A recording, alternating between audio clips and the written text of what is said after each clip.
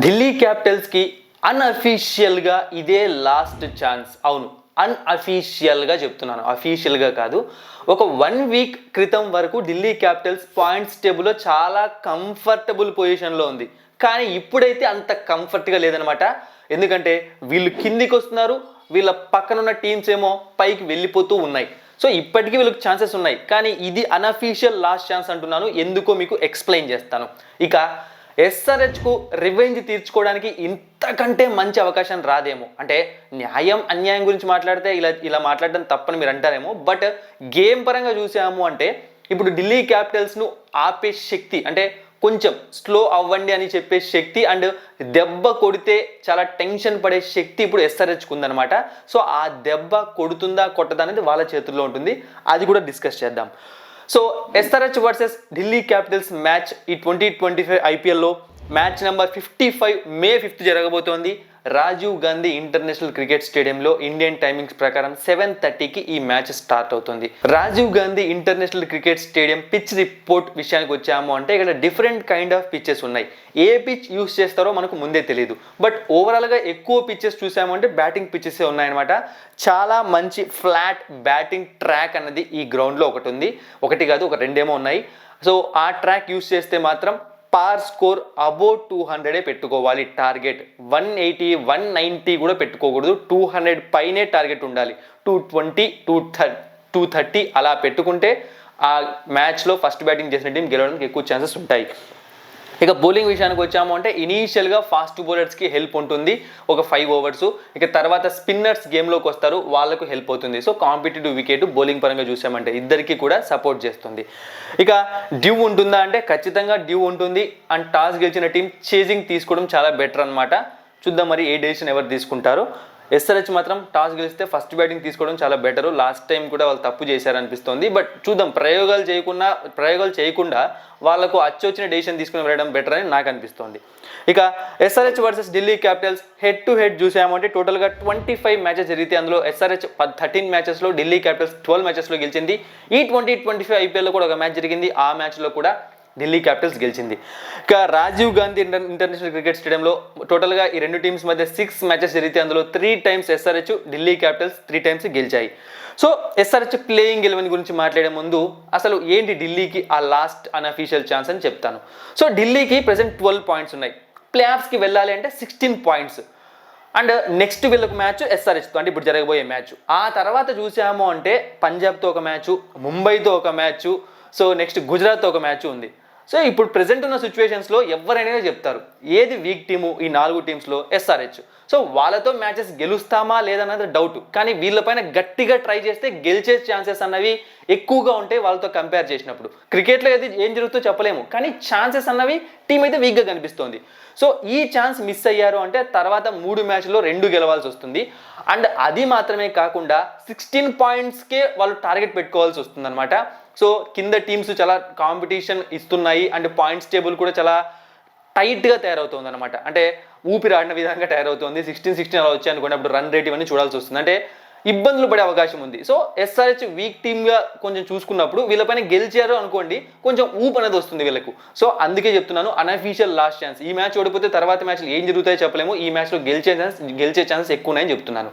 ఇక next SRH కొడితే ఎందుకు ఇది వాళ్ళకు బాగా దెబ్బ తగులుతుంది ఇప్పుడు ఆల్రెడీ ఎక్స్ప్లెయిన్ చేసినట్టు మీకు అర్థమైపోయి ఉంటుంది. సో ఇప్పుడు వాళ్ళు ఓడిపోయారంటే ఎస్ఆర్హెచ్తో చాలా ప్రాబ్లమ్స్ ఫేస్ చేస్తారు. అదే టైంలో ఎస్ఆర్హెచ్కి ఒక ఇది స్వీట్ రివెంజ్ అనమాట. ఎందుకంటే ఈ టోర్నమెంట్ ఆల్రెడీ ఒకసారి ఓడించారు, అది కూడా విశాఖపట్నంలో ఓడించారు. విశాఖపట్నం కూడా మన తెలుగు వాళ్ళదే. So Delhi Capitals team Telugu వాళ్ళది అనుకోండి, ఎందుకంటే దాంట్లో చాలా మంది తెలుగు ఓనర్స్ ఉన్నారని చెప్తూ ఉంటారు. సో అలాగా చెప్పట్లేదు నేను. ఓవరాల్గా ఎస్ఆర్హెచ్ మనకు మెయిన్ టీంలో చూస్తుంటాం కాబట్టి సో ఒక స్వీట్ రివెంజ్ తీర్చుకోవడానికి ఇది ఒక టైం అనమాట సన్ రైజర్స్ హైదరాబాద్కి. చూద్దాం ఏం జరుగుతుందో. ఇది ప్లేయింగ్ 11. ఎస్ఆర్హెచ్ ప్లేయింగ్ 11లో ఖచ్చితంగా ఒక 2 మార్పులు చేయాలి. అందులో ముఖ్యమైనది ఏంటి అంటే ఇషాన్ కిషన్ని డ్రాప్ చేయండి.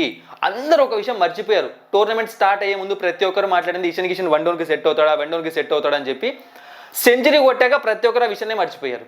ఇప్పుడు మళ్ళీ ఆలోచించాల్సి వస్తుంది. ఇషాన్ కిషన్ 1 downకి సెట్ కాడు, unfit for that position. SRH టీంలో, అంటే ఎస్ఆర్హెచ్ టీమే కాదు ఏ టీంకైనా సరే ఓపెనింగ్ గానే పనికొస్తాడని చెప్పి ఒక స్టేట్మెంట్ తనే పాస్ చేసుకున్నాడు అనమాట. సో తీసేయడం బెటర్. ఇంకా చాలా రోజులు ట్రై చేశారు. మరి తీసేస్తే ఎవరు వస్తారు అంటే అనికేత్ వర్మని ప్రమోట్ చేయండి. ఇక తర్వాత హెన్రిచ్ క్లాసెన్, తర్వాత ఏమో నితీష్ కుమార్ రెడ్డి. సో టాప్ 3 కొంచెం స్ట్రాంగ్గా కనిపిస్తుంది అనమాట. అప్పుడు ఒకవేళ ట్రావిస్ హెడ్ హిట్ అయ్యాడు అంటే సో మిగతా గేమ్ అంతా సెట్ అయిపోతుంది. ఇప్పుడు ఏమవుతుందంటే ట్రావిస్ హెడ్ ఫ్లాప్ అవడం వల్ల నెక్స్ట్ ఆ ప్రెజర్ అనేది కిందికి వస్తుంది అనమాట. సో అలా కాకుండా అంటే ఇషన్ కిషన్ కూడా అవుట్ అవుతున్నాడు. సో ఆ ప్రెజర్ ఇంకా కిందికి వెళ్తుంది. అనికేత్ వర్మన్ వచ్చి కొంచెం ఆడడము, హెన్రిచ్ క్లాసెన్ ఆడితే గెలిచే ఛాన్సెస్ ఎక్కువ ఉంటాయి, మంచి స్కోర్ వచ్చే ఛాన్సెస్ ఎక్కువ ఉంటాయి అనమాట. సో అలా ట్రై చేయండి. ఇక ఇంకొక చేంజ్, మొహమ్మద్ షమీని డ్రాప్ చేసే ఛాన్స్ ఉంది ఈ మ్యాచ్లో.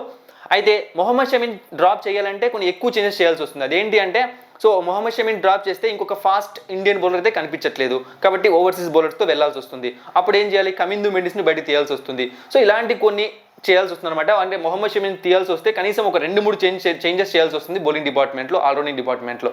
సో అంత రిస్క్ తీసుకుంటారు లేదన్నది చూడాలి.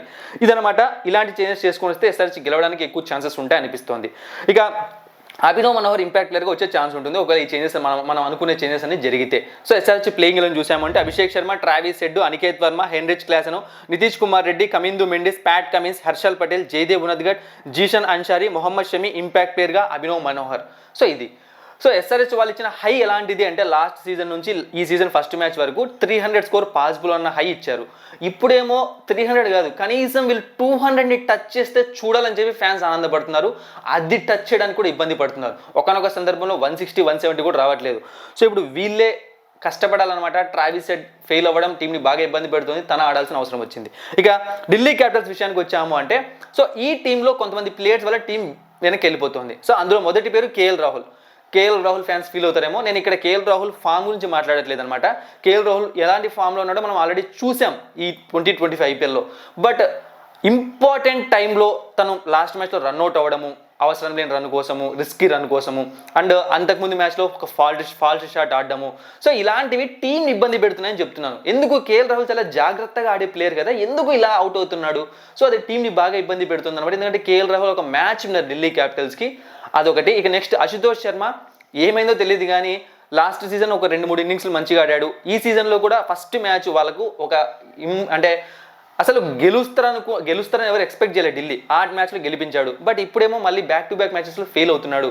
సో ఇలా ఆడే ప్లేయర్స్ ఆడకపోవడం ఢిల్లీని బాగా ఇబ్బంది పెడుతుంది. అండ్ అది కూడా వాళ్ళు ఫామ్లో లేక కాదు, వాళ్ళు ఫామ్లో ఉన్నారు, ఇది ప్రాబ్లం. అశుతోష్ శర్మ ప్రాబ్లం ఏంటి అంటే ప్రిడిక్టబుల్ షాట్స్ అనమాట. ఒకే టైప్ ఆఫ్ షాట్స్, బాల్ అంటే కొన్ని షాట్స్ ఉన్నాయి, అవే షాట్సే ఆడుతున్నాడు. తను డిఫరెంట్గా ట్రై చేయట్లేదు అనమాట రన్స్ కొట్టడానికి. అది వాళ్ళని బాగా ఇబ్బంది పెడుతుంది. మీకు అనిపిస్తుంది తను బ్యాటింగ్ చేసేటప్పుడు అన్ని డిఫరెంట్ షాట్స్ అని, అవే షాట్స్ రిపీట్ చేస్తున్నాడు, తనకి కొత్తగా ఆడట్లేదు అనమాట. సో ఇదనమాట ఢిల్లీ క్యాపిటల్స్ మెయిన్ ప్రాబ్లం అనిపిస్తుంది నాకు. ఇక బౌలింగ్లో కూడా కొన్ని చేంజెస్ జరిగే అవకాశం ఉంది. సో ఇప్పుడు ఢిల్లీ క్యాపిటల్స్ ప్లేయింగ్ ఎలెవన్ ఒకసారి చూసాము అంటే Faf du Plessis, Abhishek Porel, Karun Nair, KL Rahul, Axar Patel, Tristan Stubbs, Vipraj Nigam, Mitchell Starc, Kuldeep Yadav, Dushmantha Chameera, Mukesh Kumar, impact ప్లేయర్గా అశుతోష్ శర్మ. ఇది ఇక ప్లేయర్ బ్యాట్లు ఉంది, ఖచ్చితంగా మంచి ప్లేయర్ బ్యాట్లు. Travis Head versus Mitchell Starc, 10 runs 2 times out అయ్యాడు, strike rate 142. And across all ఫార్మాట్స్లో 5 times మిచెల్ స్టార్క్ ట్రావిస్ హెడ్ని అవుట్ చేశాడు, అందులో 4 times డక్అవుట్ చేశాడు. ప్రజెంట్ ట్రావిస్ హెడ్ చాలా దరిద్రమైన ఫామ్లో ఉన్నాడు. మరి ఈరోజు ఏం చేస్తాడో చూడాలి. ఇక next Abhishek Sharma versus Axar Patel. So 6 runs 2 times out అయ్యాడు, స్ట్రైక్ రేట్ 75. ఇదనమాట important matchups SRH batsmen versus Delhi Capitals bowlers. ఇక next Delhi Capitals batsmen versus SRH bowlers చూసామంటే Faf du Plessis versus Harshal Patel, 16 runs 2 times out అయ్యాడు, strike rate 72. KL Rahul versus Mohammed Shami, 43 runs 2 times out అయ్యాడు, strike rate 122. So ఇది player bat. So match ఎవరు గెలుస్తారు? So ఈ మ్యాచ్లో అయితే ఢిల్లీ క్యాపిటల్స్ గెలవడానికి ఎక్కువ అవకాశాలు ఉన్నాయి. అంటే ఒక బ్యాటింగ్ ట్రాక్ వచ్చి ఎస్ఆర్హెచ్ ఫస్ట్ బ్యాటింగ్ చేసి వాళ్ళు ఒక 220, 230 కొడితే తప్ప ఢిల్లీ క్యాపిటల్స్ని ఎస్ఆర్హెచ్ ఓడించలేదు అనమాట. ఎందుకంటే బౌలింగ్ డిపార్ట్మెంట్ చాలా వీక్గా ఉంది కాబట్టి, అండ్ అలాగే బ్యాటింగ్ డిపార్ట్మెంట్లో ఏమంటారు కన్సిస్టెన్సీ లేకుండా ఆడుతున్నారు కాబట్టి. సో ఢిల్లీ క్యాపిటల్స్ గెలవడానికి ఎక్కువ ఛాన్సెస్ ఉన్నాయి అగైనెస్ట్ సన్ రైజర్స్ హైదరాబాద్. చూద్దాం మరి హైదరాబాద్ ఆపుతుందేమో ఢిల్లీ క్యాపిటల్స్ని. Thank you for watching and supporting మీ. మరిన్ని ఇంట్రెస్టింగ్ వీడియోస్ కోసం సబ్స్క్రైబ్ చేయడం మర్చిపోకండి.